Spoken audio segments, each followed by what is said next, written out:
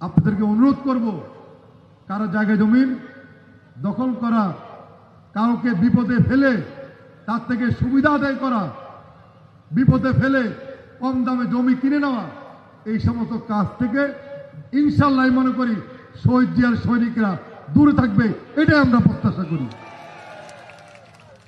তাহলে দেখবেন আগামী দিনে আপনাদের নেতৃত্বেই সমস্ত বিএনপি অঙ্গ সংগঠন, যারা ভালো ভালো মানুষ, ভালো ভালো ছাত্র, যুব নেতা, আগামী দিনে আপনাদেরকে এই দল আপনাদেরকে দায়িত্ব দেবে।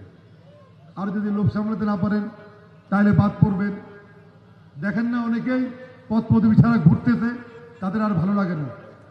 যখন পদ থাকবে না তখন এর কষ্টটা আপনারা বুঝবেন। সুতরাং অনুরোধ করব, এই সমস্ত অপকর্ম যদি কেউ জড়িত থেকেও থাকেন, আমি অনুরোধ করব কান ধরে তওবা করে এই সমস্ত অপকর্ম থেকে দূরে চলে আসেন। আমরা আসুন শহীদ জিয়া আদর্শকে বাংলাদেশের প্রতিটি মানুষের ঘরে ঘরে আমরা পৌঁছে দিতে চাই। আমরা খালেদা জিয়া এবং তারেক রহমান যেভাবে বিএনপি করতে চাই, সেভাবেই বাংলাদেশের মানুষকে এই সুন্দর একটি বিএনপি আমরা উপহার দিতে চাই। ওই দিন নিউ মার্কেটে মিটিংয়ে গিয়েছিলাম, সেখানে আওয়ামী লীগের সভাপতি বিপ্লব সবাই এখানে বিচার দেয়, বা এর থেকে 10 লাখ, এর থেকে 20 লাখ, এর থেকে 30 লাখ, প্রতি মাসে 50,000 এভাবে নিয়ে সে তখন ব্যবসায়ীদেরকে জিম্মি করেছিল। আর আজকে ফ্যাসিবাদ মুক্ত যখন বাংলাদেশ প্রতিষ্ঠা হয়েছে, ওই বিপ্লব সব কিছু ফেলে তিনি পালিয়ে গেছেন। আমরা এই সমস্ত বিপ্লবদেরকে বিএনপিতে আমরা জায়গা দিতে চাই না। এই সমস্ত বিপ্লবরা বিএনপি করার কোনো সুযোগ পাবে না। প্রিয় বন্ধুরা, যারা অপকর্ম করবেন ধরা পড়বেন। প্রত্যেকের পিছনে, আপনাদের পিছনে আমাদের লোক লাগানো আছে। আমরা নিজেদের ভিতরে আমরা শুদ্ধি অভিযান করতে চাই। আপনাদেরকে অনুরোধ করব, যদি কেউ থেকে থাকেন আপনারা এই সমস্ত কাজ যাবেন না।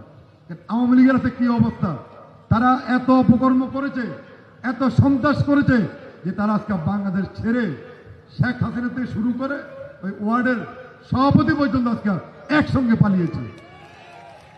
এটা লজ্জার বিষয়। একজন রাজনৈতিক দলের কর্মী হিসাবে আমার নিজের কাছে এটা লজ্জা লাগে। এরকম দল আমরা করতে চাই না, এরকম দল আমরা করতে চাই না। এই 16 বছর কি বিএনপি নেতা কর্মীরা বাড়িঘর ছেড়ে পালিয়েছে? আপনি কি বাড়িঘর ছেড়ে সবাই আপনাদের স্ত্রী, সন্তান, মা, বাবা বাড়িঘর ছেড়ে পালিয়েছেন? শুধু আমরা যারা দল করেছি, পুলিশের নির্যাতনের কারণে আমরা ঘরে থাকতে পারি নাই, কিন্তু আমাদের পরিবার ছিল। আর আওয়ামী লীগ পরিবার সব পালিয়ে গেছিল। প্রিয় বন্ধুরা, সময় বেশি নেই, আরেকদিন বক্তব্য রাখবো। আপনাদের শুধু বলবো, আমাদের ঐক্যবদ্ধ হতে হবে। এখনো যে আমাদের আন্দোলন সংগ্রাম, একটি সুন্দর বাংলাদেশ প্রতিষ্ঠা, সেটা কিন্তু এখনো আমরা মানুষকে উপহার দিতে পারি নাই। এখনো ষড়যন্ত্র চলছে। দীর্ঘদিনের দাবি জাতীয় নির্বাচন, আর একটি রাজনৈতিক দল তারা জানে যে নির্বাচন হলে তাদের কোনো অস্তিত্ব থাকবে না। তাই তারা মানুষের দাবিকে পাশ কাটিয়ে তারা বলে স্থানীয় নির্বাচন। এটাই ষড়যন্ত্র। আগে জাতীয় নির্বাচন হবে, তারপরে সেই নির্বাচনের মাধ্যমে যারা নির্বাচিত হবে তাদের নেতৃত্বে আবার বিভিন্নভাবে স্থানীয় নির্বাচনগুলো সারা বাংলাদেশে হবে। এটাই আমাদের দাবি। তাই প্রিয় বন্ধুরা, ঐক্যবদ্ধ হতে হবে। তারেক রহমান যেভাবে নেতৃত্ব দিচ্ছেন এই দলকে, আমরা ওনার হাতকে শক্তিশালী করতে হবে। শহীদ জিয়া যেই বাংলাদেশ প্রতিষ্ঠা করার জন্য জীবন দিয়েছেন, সেই বাংলাদেশ প্রতিষ্ঠা করে এদেশের মানুষকে আমাদের উপহার দিতে হবে। বেগম জিয়া স্বাধীনতা সার্বভৌমত্বের জন্য বারবার সংগ্রাম করেছেন, জেল খেটেছেন। আমরা যদি এখনো মানুষকে একটি সুন্দর বাংলাদেশ উপহার দিতে না পারি, তাহলে যে বেগম জিয়া জেল কেটেছেন সেটাই তো ব্যর্থ হবে ওনার এই কষ্ট।